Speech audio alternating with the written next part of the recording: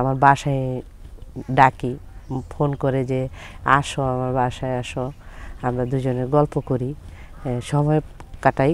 তো ছেলেটাও সুযোগ বুঝে আমার বাসায় আসে।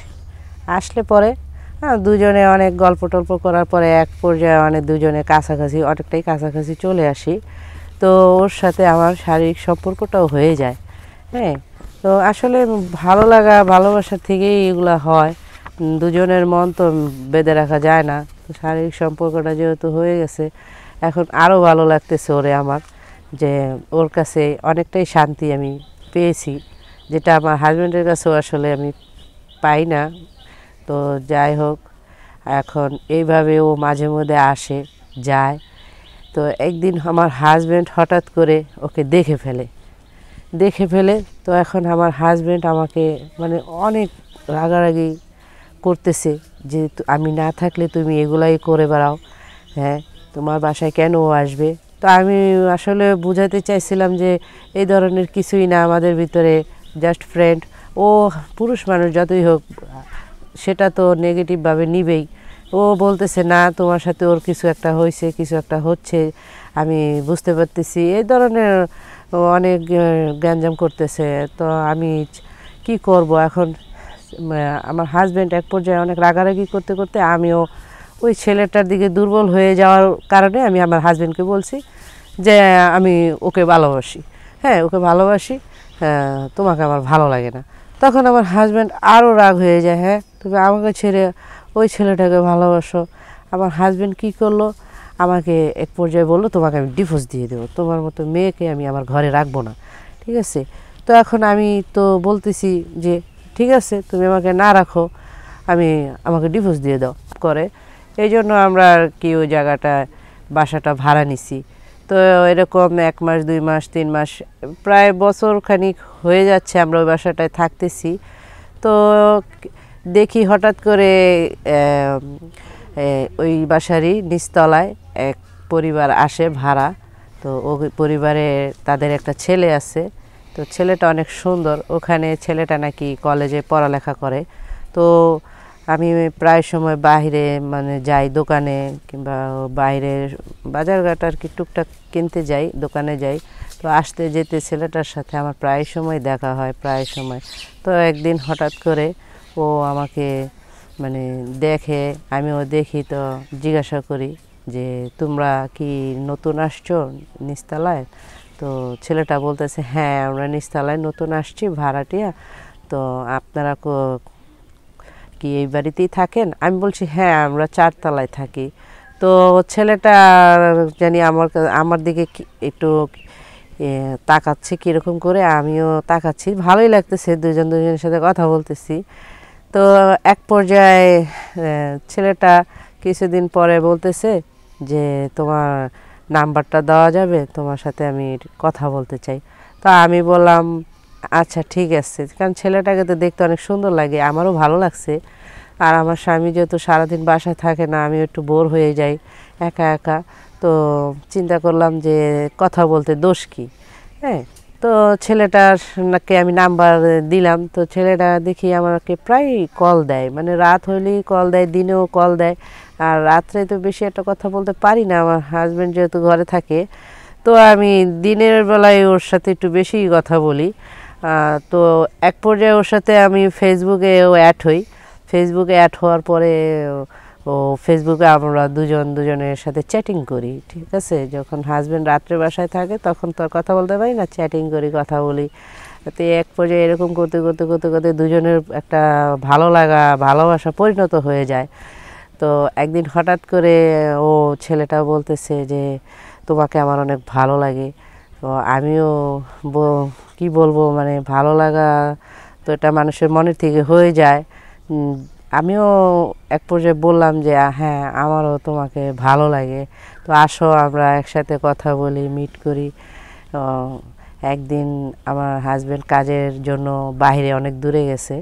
তো ছেলেটাকে আমি আমার বাসায় ডাকি, ফোন করে যে আসো আমার বাসায় আসো, আমরা দুজনে গল্প করি, সময় কাটাই। তো ছেলেটাও সুযোগ বুঝে আমার বাসায় আসে। আসলে পরে হ্যাঁ, দুজনে অনেক গল্প টল্প করার পরে এক পর্যায়ে দুজনে কাছাকাছি অনেকটাই কাছাকাছি চলে আসি। তো ওর সাথে আমার শারীরিক সম্পর্কটাও হয়ে যায়। হ্যাঁ, তো আসলে ভালো লাগা ভালোবাসা থেকেই এগুলা হয়। দুজনের মন তো বেঁধে রাখা যায় না। তো শারীরিক সম্পর্কটা যেহেতু হয়ে গেছে, এখন আরও ভালো লাগতেছে ওরে আমার, যে ওর কাছে অনেকটাই শান্তি আমি পেয়েছি, যেটা আমার হাজব্যান্ডের কাছেও আসলে আমি পাই না। তো যাই হোক, এখন এইভাবে ও মাঝে মধ্যে আসে যায়। তো একদিন আমার হাজব্যান্ড হঠাৎ করে ওকে দেখে ফেলে। তো এখন আমার হাজব্যান্ড আমাকে মানে অনেক রাগারাগি করতেছে, যে আমি না থাকলে তুমি এগুলাই করে বেড়াও, হ্যাঁ তোমার বাসায় কেন ও আসবে। তো আমি আসলে বোঝাতে চাইছিলাম যে এই ধরনের কিছুই না, আমাদের ভিতরে জাস্ট ফ্রেন্ড। ও পুরুষ মানুষ যতই হোক সেটা তো নেগেটিভভাবে নিবেই। ও বলতেছে না, তোমার সাথে ওর কিছু একটা হয়েছে, কিছু একটা হচ্ছে, আমি বুঝতে পারতেছি, এই ধরনের অনেক গ্যাঞ্জাম করতেছে। তো আমি কি করব এখন।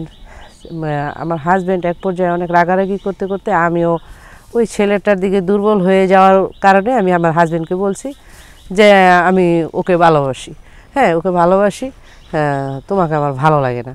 তখন আমার হাজব্যান্ড আরও রাগ হয়ে যায়, হ্যাঁ তুমি আমাকে ছেড়ে ওই ছেলেটাকে ভালোবাসো। আমার হাজব্যান্ড কী করলো, আমাকে এক পর্যায়ে বললো তোমাকে আমি ডিভোর্স দিয়ে দেবো, তোমার মতো মেয়েকে আমি আমার ঘরে রাখবো না, ঠিক আছে।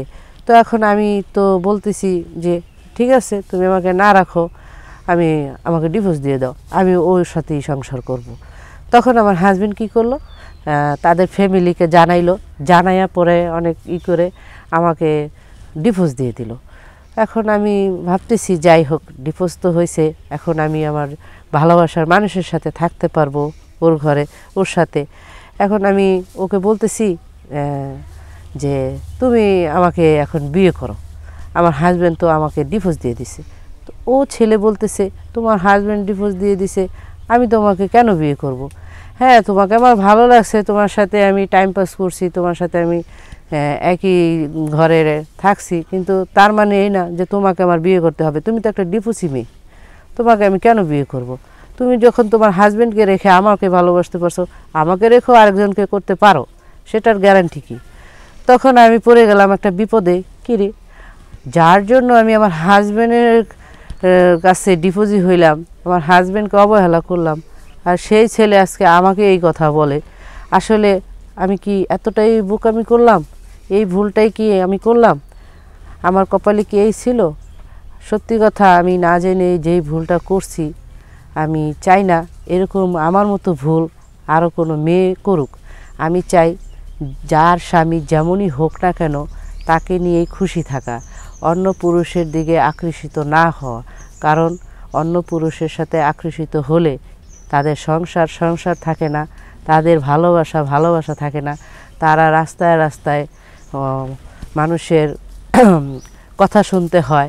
একটা সংসার নষ্ট হয়ে গেলে আসলে তার চেয়ে বড় দুঃখজনক আর কিছুই হতে পারে না। তো আমি এটাই বলবো যে যারা আমার মতো ভুলগুলো করছেন তারা এই ভুলগুলো করবেন না। এখনও আপনারা যারা এই ভুলগুলো করছেন তারা এই ভুল পথ থেকে সরে আসেন, নিজেদের সচেতন করুন, নিজেদের সংসার, স্বামীকে সময় দিন, স্বামীর সাথে ভালো ব্যবহার করুন।